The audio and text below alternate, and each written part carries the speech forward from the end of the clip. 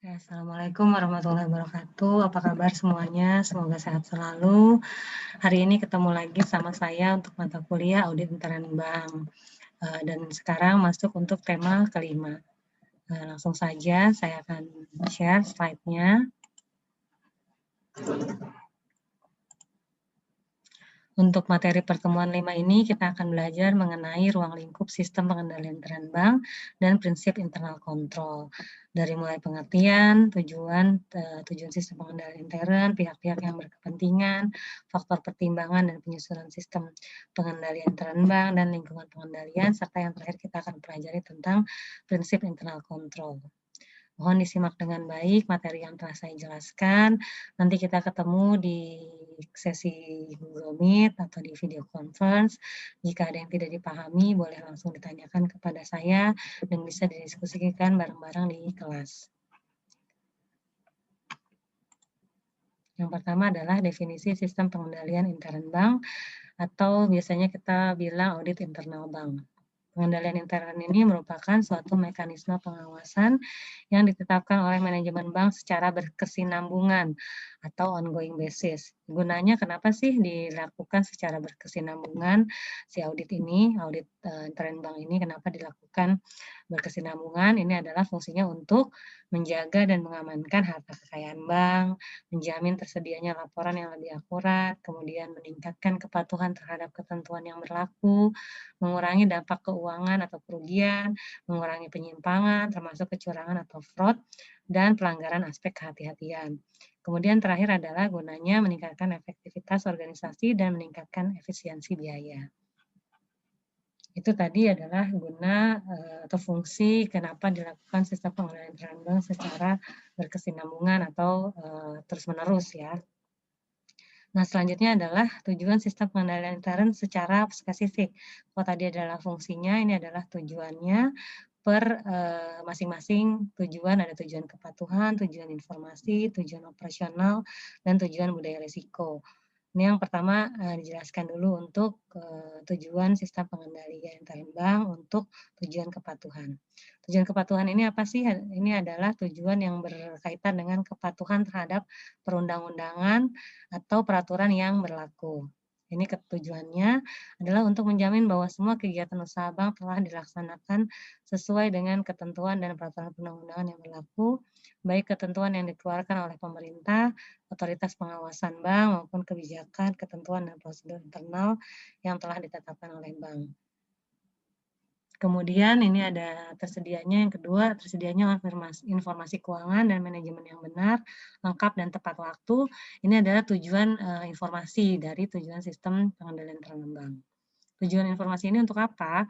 Untuk menyediakan laporan yang benar, lengkap, tepat waktu, dan relevan yang diperlukan dalam rangka pengambilan keputusan yang tepat dan dapat dipertanggungjawabkan.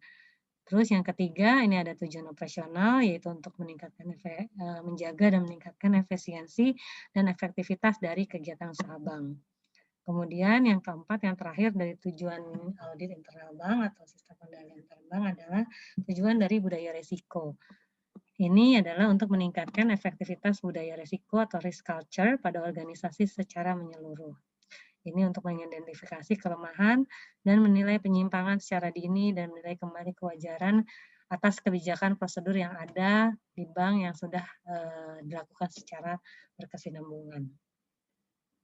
Tadi sudah ada ya definisi, sudah dijelaskan, kemudian ada fungsinya, kenapa audit itu dilakukan secara berkesinambungan, kemudian ada tujuan secara spesifik untuk audit internal bank. Selanjutnya kita menuju ke pihak-pihak yang berkepentingan dengan sistem pengendalian intern bank.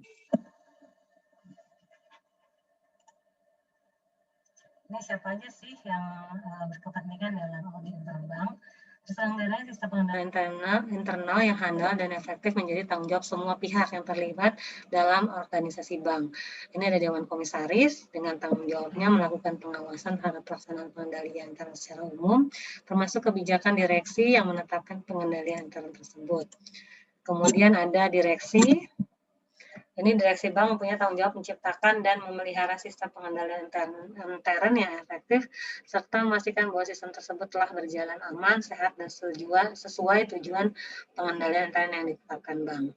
Sementara itu, Direktur Kepatuhan wajib berperan aktif dalam mencegah adanya penyimpangan yang dilakukan oleh manajemen dalam menetapkan kebijakan berkaitan dengan prinsip kehati-hatian. Kemudian ada lagi SKAI, itu Satuan Kinerja Audit Internal. Itu dibilangnya kemarin sudah dijelaskan sebelumnya, seperti audit internal yang ada di perusahaan yang bersifat independen. Ini namanya Satuan Kerja Audit Intern. Terus kemudian ada pejabat dan pegawai bank, dan juga ada pihak-pihak ekstern. Pihak-pihak ekstern adalah otoritas jasa keuangan atau otoritas pengawasan bank, auditor eksternal, dan nasabah bank yang berkepentingan terhadap pelaksananya sistem pengendalian terbang yang handal dan efektif. Jadi pihak eksternal juga atau pihak di luar bank juga termasuk pihak yang berkepentingan untuk mengendalikan bank atau untuk mengawasi keadaan bank apakah sudah berjalan efektif dan efisien. Jadi walaupun tidak di dalamnya, termasuk ke dalam pihak-pihak yang berkepentingan dalam sistem pengendalian terbang. Jadi fungsinya kalau eksternal nih untuk menjaga atau menjaga dan mengawasi agar bank tersebut tetap dapat diandalkan dan kinerjanya efektif, gitu ya.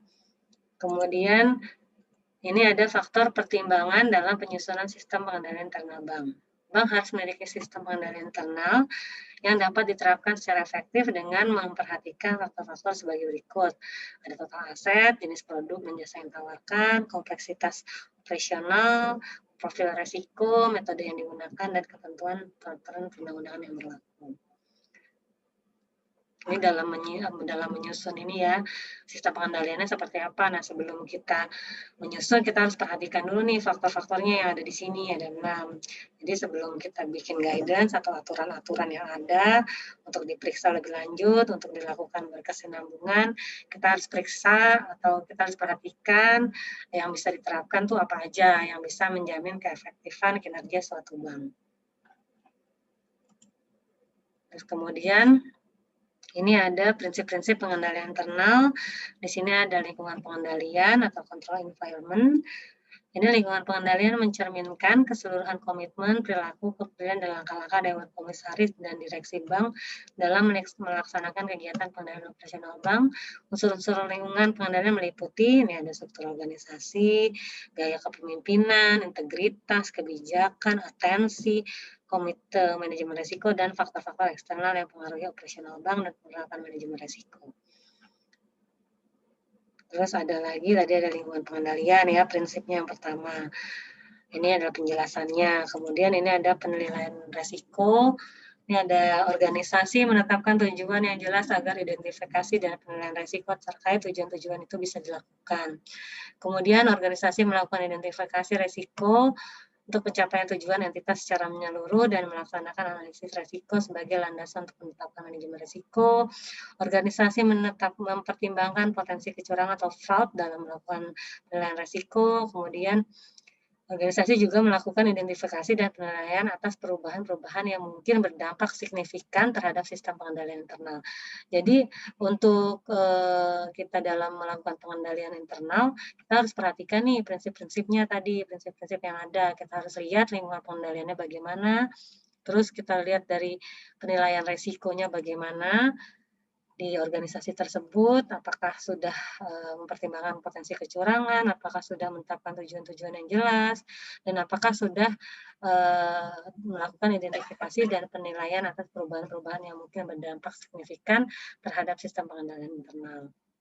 Kemudian yang ketiga adalah aktivitas pengendalian. Ini tadi ada lingkungan, kontrol lingkungan, kemudian penilaian risiko, ini aktivitas pengendalian atau monitoring ya. Harusnya ini yang ketiga dalam prinsipnya. Ini juga harus diperhatikan dalam sistem pengendalian internal. Organisasi memilih dan mengembangkan aktivitas pengendalian yang akan memberikan kontribusi dalam meminimalkan risiko. Kemudian organisasi memilih dan mengembangkan aktivitas pengendalian umum atas teknologi pendukung mencapai tujuan. Dan yang ketiga adalah organisasi memilih dan melakukan aktivitas-aktivitas pengendalian melalui kebijakan yang menetapkan apa yang diharapkan dan melalui prosedur yang menjabarkan kebijakan menjadi tindakan. Nah, yang ini yang keempat ya berarti ya. Yang keempat adalah informasi dan komunikasi. Ini prinsip keempat yang harus diperhatikan dalam pengendalian internal atau sistem pengendalian internal. Ini ada beberapa poin. Ada 3 poin. Ini organisasi memperoleh atau menghasilkan dan menggunakan informasi yang relevan dan berkualitas. Kemudian organisasi melakukan informasi secara internal. Organisasi menjalin komunikasi dengan pihak-pihak eksternal. Ini pihak eksternal selalu dilibatkan dalam sebuah sistem pengendalian internal. Jadi dari mulai menjaga efektivitasan, terus harus pihak bank dan pihak eksternal juga harus tetap menjalin komunikasinya. Jadi selalu pihak eksternal ini dilibatkan baik dalam pengelolaan, kemudian pengecekan yang dilakukan oleh auditor eksternal. Ini pihak eksternal juga selalu dilibatkan selain melibatkan dari dalam bank tersebut atau dalam perusahaan tersebut. Yang kelima adalah monitoring activities. Ini aktivitas pemantauan atau monitoring ya. Dan adalah prinsip yang kelima, organisasi memilih mengembangkan dan melaksanakan evaluasi baik, ini jadi aktivitas evaluasi ya atau monitor lah.